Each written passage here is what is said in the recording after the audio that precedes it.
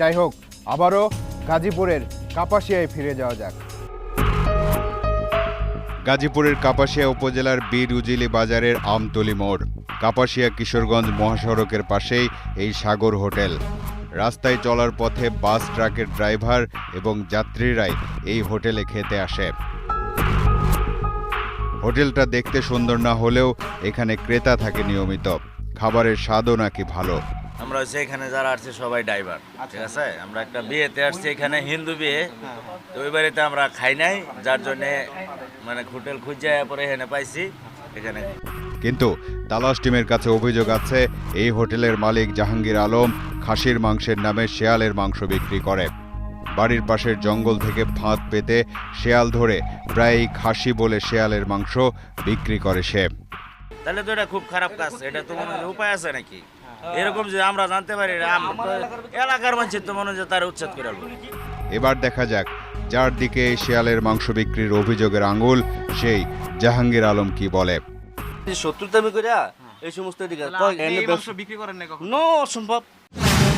জাহাঙ্গীর আলম তো অস্বীকার করছে, আসলেই কি সে কারো শত্রুতার শিকার? কিন্তু শেয়ালের মাংস বা চামড়া ছাড়ানোর ভিডিওতে তো আমরা তাকেই দেখেছি, নাকি অন্য কাউকে দেখলাম? ঘটনা কিন্তু এখানেই শেষ নয়।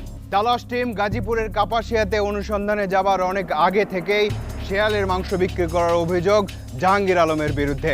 আচ্ছা, এতদিন আগে থেকেই যদি এমন ঘটনা ঘটে থাকে, তবে কি তা সংশ্লিষ্ট প্রশাসনের কান পর্যন্ত পৌঁছায়নি, যারা এর সত্যতা যাচাই করে প্রয়োজনীয় ব্যবস্থা নিতে পারেন? গাজীপুরের কাপাসিয়া উপজেলার নির্বাহী কর্মকর্তার কার্যালয়ে তালাশ টিম। তালাশ টিমের হাতে আসা ভিডিও দেখানো হলো উপজেলা নির্বাহী কর্মকর্তা মোহাম্মদ মাকসুদুল ইসলামকে। এ ভিডিও দেখে তিনি নিজেও অবাক হলেন। ভিডিও দেখার পরই মোবাইল কোর্ট পরিচালনার সিদ্ধান্ত নিলেন মাকসুদুল ইসলাম। কাপাসিয়া থানার ভারপ্রাপ্ত কর্মকর্তাকে ফোনে বিষয়টা জানানো হলো।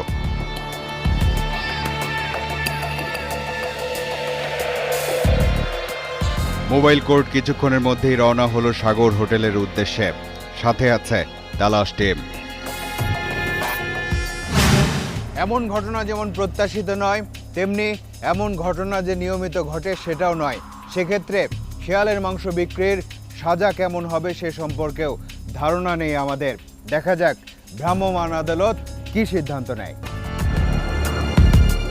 20 মিনিটের মধ্যেই মোবাইল কোর্ট পৌঁছে গেল সাগর হোটেলের সামনে। এরই মধ্যে হোটেল বন্ধ করে চলেও গেছে জাহাঙ্গীর আলম। কিন্তু কিছুক্ষণ আগেও হোটেল খোলা ছিল। মনে হচ্ছে মোবাইল কোর্টের খবর আগে থেকেই জেনে গেছে জাহাঙ্গীর আলম। দোকান বন্ধ দেখে তার বাড়ির দিকে গেল তালাশ টিম। তালাশ টিমকে দেখে দৌড়ে পালাতে থাকে জাহাঙ্গীর আলম। তালাশ টিমের সদস্যরাও পিছু নিল, যদি তার নিজের মুখের কিছু কথা শোনা যায় এই শেয়ালের মাংস বিক্রির ব্যাপারে।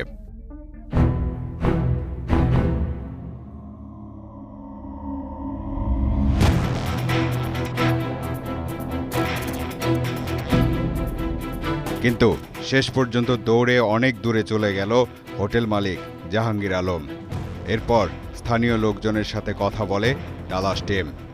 মানুষের খাওয়াইছে, লোকজনে খাওয়াইছে। কি হোটেলে কি বললে মানুষের খাওয়াই? খাসি বিলে খাওয়াইছে। হ্যাঁ, এই গাড়ির তলে টাকের সাফাত পরে যেটা পড়তো এটা আনতো। এই পর্যন্ত আমরা খবর পাইছি 27টা শিয়াল এইভাবে বিক্রি করছে না, 1000 টাকা করে দিতে।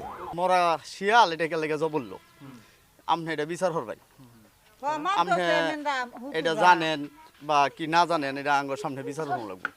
পরে আমি মেম্বারটা লইয়া ইমাম সাহেব লইয়া পরবর্তী সময় আমি এখানে বইয়া দরবার করছি। আচ্ছা, করার পরে কি বলছে সে? সে কইছে জব হচ্ছে, স্বীকার করছে যে সে এই কাজটা করছে এবং সে ক্ষমা চাইছে। ক্ষমা চাইছে, সবার কাছে মাপ চাইছি, মানে কইছে আমি এই ধরনের আর এই কাজ করতাম না। জাহাঙ্গীরকে না পেয়ে হোটেল সিলগালা করে দেয় ভ্রাম্যমাণ আদালত।